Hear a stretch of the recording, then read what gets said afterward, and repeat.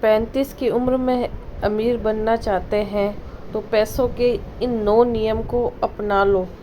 आप 2028 तक आप खुद देखेंगे कि आप गरीब से अमीर बन गए हैं। इस वीडियो में पूरा अंत तक बने रहिए। ये 9 नियम क्या है, इसके लिए वीडियो को पूरा अंत तक बने रहिए।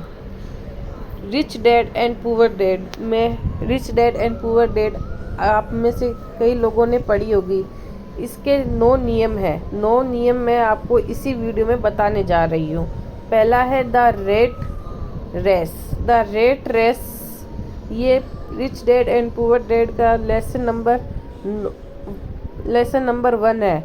इसके अंदर क्या होता है कि अगर आप रेट रेस कहते हैं फाइनेंशियली लाइफस्टाइल हार्डवर्क, ये सब कैसे आती है। पैसे इनकम का कोई सोर्स नहीं होता इसके अंदर।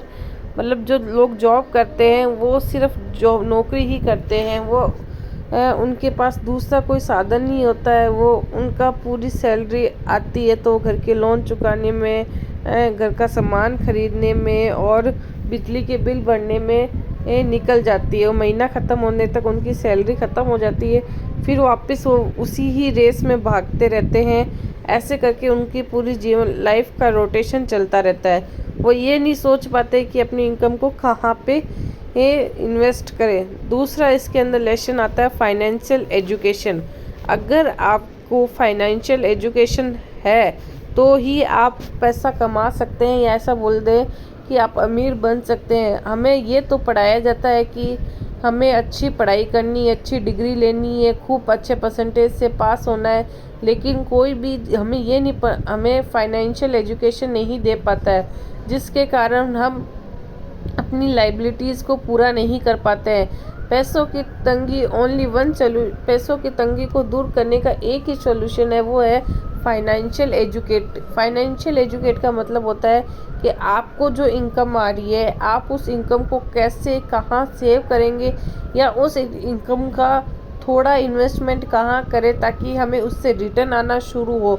यानी पैसों का मैनेजमेंट करना ही सबसे आज के टाइम में जिसको सबसे बड़ा वही अमीर है जिसको पैसे का मैनेजमेंट आता होगा। आपने मिक टीसन का नाम सुना होगा, जो एक बहुत बड़े बॉक्सर है जिनका नेटवर्क $400 मिलियन था, लेकिन उनको पैसों का मैनेजमेंट नहीं था, इसलिए वे कुछ ही साल में बैंकक्रप्ट हो गए।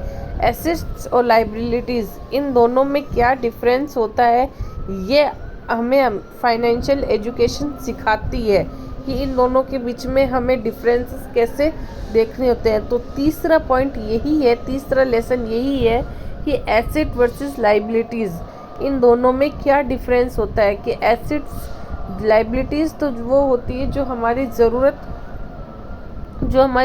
है, जहाँ हमारा खर्चा होता है।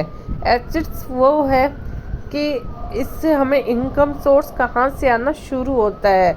Rich dad and poor dad के अंदर सबसे बड़ा पॉइंट यही बताया गया है। एसेट्स और रेंटल प्रॉपर्टी, बिजनेस, ये तो लाइबिलिटीज़ है। अगर ये जो हर आदमी बढ़ता है वो कभी अमीर नहीं बन सकता, लेकिन एसेट जो वो होता है जो पैसिव इनकम जिसको हम बैठते हैं। अगर आदमी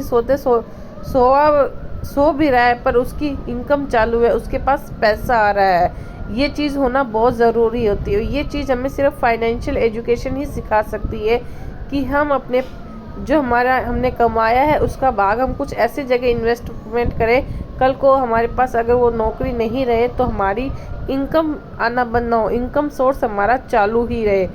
लेसन नंबर 4 क्या है, पे योर सेल्फ फर्स्ट। पे योर सेल्फ फर्स्ट का मतलब ये होता है कि आपने द रिचेस्ट में इन बेबीलोन ऑन राइट जो है वो बोलते हैं कि पे योर फर्स्ट, आपकी सैलरी में से आपकी जो सैलरी आती है उसका 10%, मतलब आपने जो कमाया है या जो आपकी सैलरी आ रही है उसका 10% आप सेव करें। उसके बाद ही आप अपने घर के हिसाब से खर्चा करें। अगर आप उसमें से नहीं बचाते हैं तो आपके पास कुछ नहीं बचता है और आप हमेशा के जैसे पुअर ही बने हुए रह जाते हैं। कभी भी आप आप स्ट्रॉन्ग नहीं या रिच नहीं बन सकते हैं। एंड लेसन नंबर 6 है माइंड योर बिजनेस। जो भी काम करे अपने मतलब अपने बिजनेस, अपना दिमाग अपने बिजनेस के अंदर लगा के करे। गेम रॉबर्ट कियोसाकी कहते हैं कि गेम्स लाइफ में जो अपन अगर गेम खेल रहे हो, गेम खेलने वाला अचानक रूल्स बदल दे या रूल चेंज कर दे तो हम ये सोचते हैं कि हम ये गेम खेलना बंद कर देते हैं। वैसे ही गवर्नमेंट और अचानक से टैक्स बढ़ा देती है, चीज़ें महंगी हो जाती है, तो ये एक लाइफ का डेली का गेम है। लेकिन इससे हमें हार नहीं माननी चाहिए, हमें इससे स्ट्रॉन्ग रहना चाहिए और हमें हमारी जो इन्वेस्टमेंट है उस अगर वो हम करते रहेंगे, खुद को पे करते रहेंगे, तो इससे खुद के बिज़नेस पे ध्यान दें। दूसरों को बिज़नेस कराने से पहले खुद के बिज़नेस को ध्यान दें ताकि हम उसके अंदर प्रॉफिट कमा सकें। नेक्स्ट लेसन 6 है ओवरकमिंग फेयर। ओवरकमिंग फेयर का मतलब होता है कि रिस्क हैंडल। अमीर और गरीब आदमी, रिच और पुअर आदमी में एक ही डिफरेंस सबसे बड़ा होता है कि रिस्क, अमीर आदमी वही बन पाता है जो रिस्क खेलता है। आज के टाइम में अगर जिसने रिस्क नहीं खेला तो वो अमीर नहीं बन सकता। पुअर डैड जो होता है वो पैसे को इन्वेस्टमेंट करने के, पैसे के रिस्क के बारे में कभी बात ही नहीं करता, जबकि रिच डैड हमेशा उस चीज़ को बात करता है। Lesson number 7 learn how to sell. अगर आप कोई भी प्रोडक्ट बिजनेस कर रहे हैं, हमें सबसे बड़ी बात है सेल करना आना चाहिए। अगर आपको कोई भी चीज़ सेल करना आ रहा है, इसका मतलब आप कहीं पे भी नहीं रुकेंगे, हर चीज़ सेल होती है। अगर एक डॉक्टर अपने पेशेंट को क्या सेल करता है, वो अपना एक्सपीरियंस, अपनी व्यवहार सेल करता है ताकि डॉक्टर जो पेशेंट है उसके पास अगली बार दोबारा आए। तो हर चीज़ अगर जिसको सेल करना आ गया वो बहुत अच्छा बिजनेसमैन होता है, वो कभी भी फेल नहीं होता है। नेक्स्ट लेसन है work to learn not to earn. Rich dad और पुअर डैड ट्राइड न्यू।